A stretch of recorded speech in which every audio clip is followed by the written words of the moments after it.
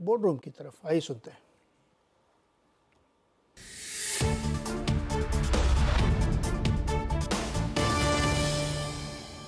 Tata steel की चौथी तिमाही के नतीजे मुनाफे में कुछ कमी जरूर देखने को मिली है, लेकिन यहाँ पर एक एक्सेप्शनल लॉस के चलते वो स्थिति देखी गई। ऑपरेशनली नंबर्स देखेंगे तो बहुत ही उम्दा प्रदर्शन देखने को मिला है, उम्मीद से बेहतर दरअसल कंपनी ने डिलीवर किया है Q4 में। तो क्या हाइलाइट्स रहे हैं और खास तौर से भारत और यूरोपीय बिजनेस में स्थिति कैसी बनती दिखाई दे रही है, और FY25 का साल टाटा स्टील के लिए क्या लेकर आएगा, इस सब पर बातचीत करने के लिए कंपनी के MD और CEO टीवी नरेंद्रन हमारे साथ जुड़ गए हैं। मिस्टर नरेंद्रन, स्वागत है आपका CNBC आवाज पर। ऑपरेशनली एक अच्छी मजबूती देखने को मिली है, लेकिन ये जो एक्सेप्शनल लॉस हुआ है इस पर्टिकुलर क्वार्टर में, उसी के साथ मैं शुरुआत करना चाहूंगी।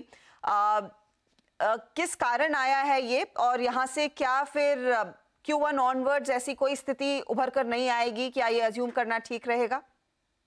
Thank you Harshada. जो आपने बताया वो जो एक्सेप्शनल लॉस था, that was more the cost that we are incurring on surrendering the Sukinda chrome ore mine. ये हमारा एक माइन था which we were planning to run, but because of some regulatory changes viable नहीं है, तो इसीलिए we have decided to surrender the mine। तो उसी का expenses जो है, we had some benefits and some costs, and जो net जो आप देख रहे हैं 500 करोड़ से थोड़ा ज्यादा, that is a one time expense to our account। आने वाले quarters में this will not be there of course। Operationally numbers काफी बेहतर हैं, स्पेशली अगर आप हमें एक अंदाजा दे सके, EBITDA पर टन भारतीय बिजनेस 60% से ज्यादा डिलीवर होकर आया है। It's nearly eight 15,000 rupees per ton. क्या ये numbers to begin with sustainable है भारत के लिए? इंडिया के लिए of course quarter on quarter देखेंगे तो ये क्वार्टर में हम लोग का बहुत सारे शटडाउन्स चल रहे हैं, because normally the first quarter of the year is when we do a lot of shutdown. So ये क्वार्टर में हम लोग का वॉल्यूम थोड़ा कम होगा, एंड उसी के कारण थोड़ा fix cost will be spread over lower volume, etc. So quarter on quarter, you may not see the EBITDA sustained. They will be, but year on year, we expect the EBITDA per ton to be sustained for India. और Europe के लिए क्योंकि थोड़ा सा surprise था, बाजार इतना कमी नहीं एक्सपेक्ट कर रहा था, नियरली $39 पर टन। यूरोप में दो चीज है। एक है कि हम लोग का नेदरलैंड्स का प्लांट में लास्ट ईयर हम लोग का ब्लास्ट फर्नेस का रीलाइनिंग चल रहा था, इसीलिए production was at almost 60% of the normal levels. So इसीलिए Netherlands had an EBITDA loss for the full year, which is probably the first time we have had EBITDA loss in Netherlands since we took over. So that was the reason why the European numbers look much worse than normal. अभी वो blast furnace production में वापस आया है February से, and so Netherlands will be EBITDA positive from this quarter, that is Q1, and going forward it will have a EBITDA positive year, which is what it normally does. UK में जो हम लोग का restructuring चल रहा है, उसी के कारण Q1 and Q2 will also be negative EBITDA, but Q3, Q4 we expect to be positive EBITDA, क्योंकि तब तक we would have closed both the blast furnaces। अभी coke ovens जो है वो हम लोग मार्च में बंद किया है, जून में we will close one of the two blast furnaces, and September जो दूसरा blast furnace है we will close that also। So UK operation second half you will start seeing the turnaround। Netherlands operation you will start seeing the turnaround from Q1। तो क्या ये समझना सही होगा कि FY25 जब आप क्लोज करेंगे तो आपके यूरोप ऑपरेशन ज्यादा प्रॉफिटेबल होंगे? Second half surely, first half में Netherlands will be profitable, but UK will continue to have EBITDA losses, क्योंकि उधर भी Q1, Q2 में भी कुछ one off expenses होगा, क्योंकि restructuring costs when we are closing, etc. So Netherlands, like I said, all quarters will be positive. UK will be positive in Q3, Q4. Okay, that's good to hear, और ये in fact drive कर सकता है overall sentiment को भी। अब एक बार मैं कॉस्ट आपसे समझना चाहूंगी, क्योंकि हमने देखा था Q4 में कुछ आपके input cost on the coking coal side बढ़ते हुए दिखाई दिए थे। इसका कितना आपने हिट लिया है, एंड Q1 ऑनवर्ड्स क्या कुछ ईज देखने को मिला है इन इनपुट कॉस्ट में, and how is that likely to play out?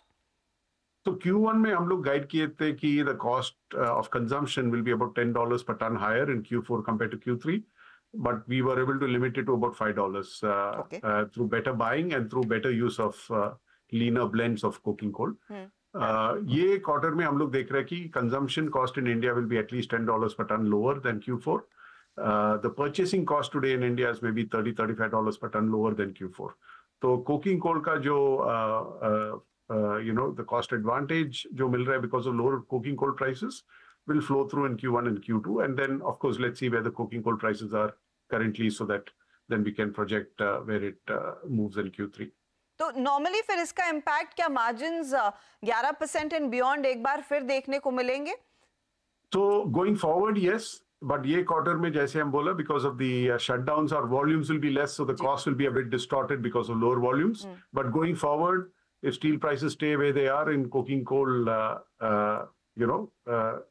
stays where they are, then we are seeing a better year this year than last year from that perspective. क्योंकि last year or year before last में coking coal prices had not corrected enough compared to steel prices. अभी हम लोग देख रहे हैं कि better balance है.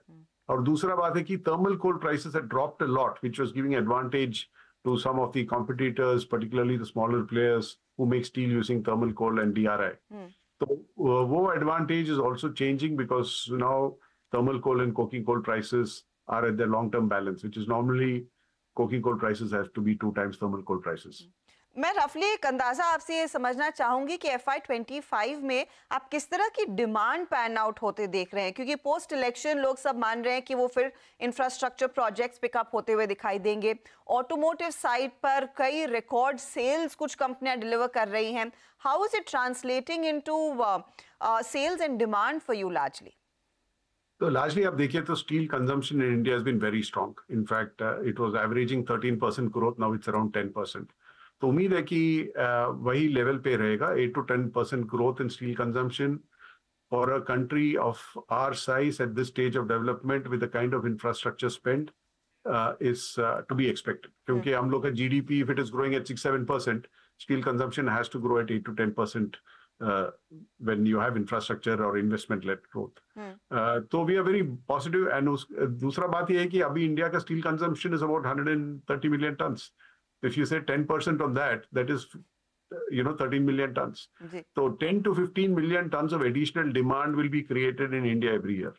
So that's why we are very bullish about India.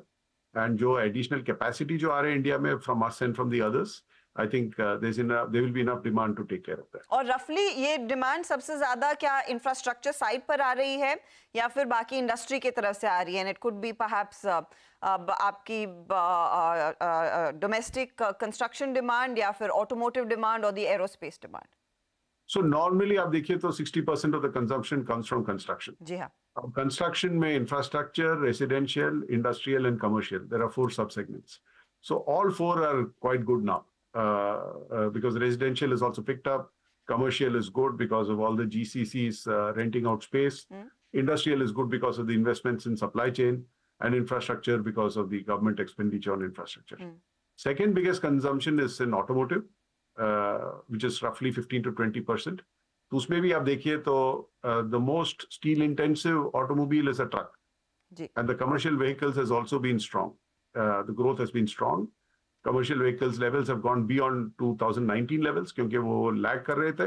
Passenger has always been strong. Two-wheeler is also now picked up in the last few months.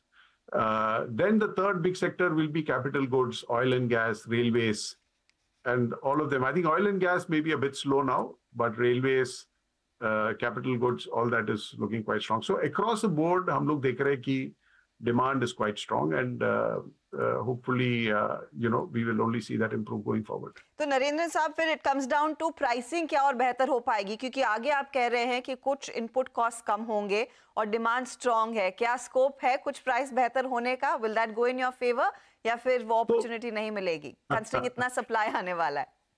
नहीं, the pricing particularly for flat products will be determined more by international prices. जी. And उसमें China का बहुत बड़ा हाथ है. जी हाँ. क्योंकि चाइना का exports is almost 10 million tons a month, which is almost as much as India produces.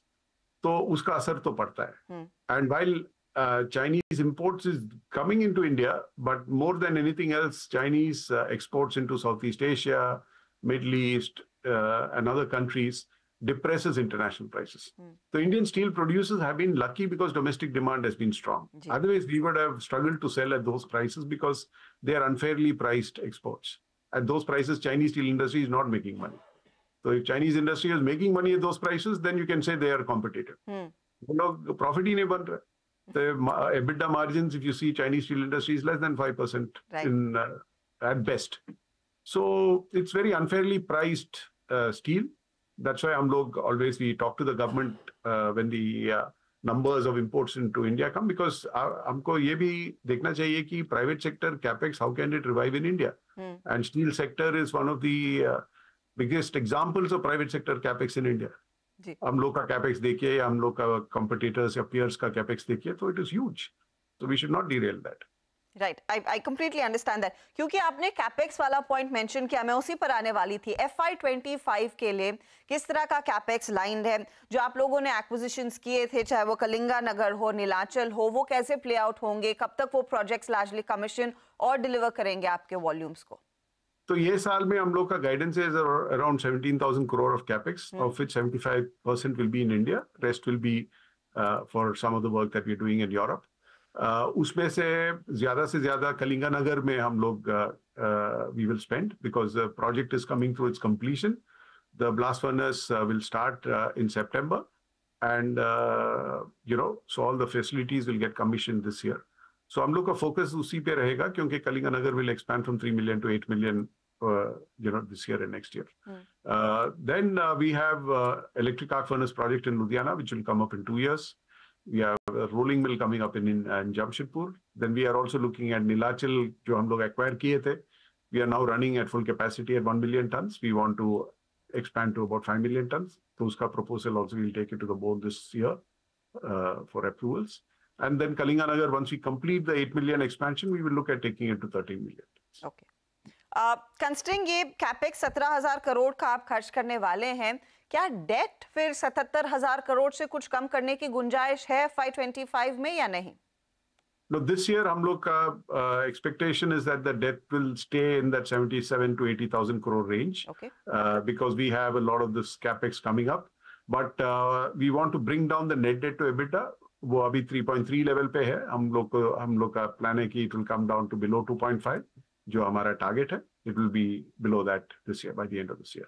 Narendran साहब, बहुत बहुत शुक्रिया हमारे लिए समय निकालने के लिए, and good luck for FY25 sir. Thank you Arshada. Thank you.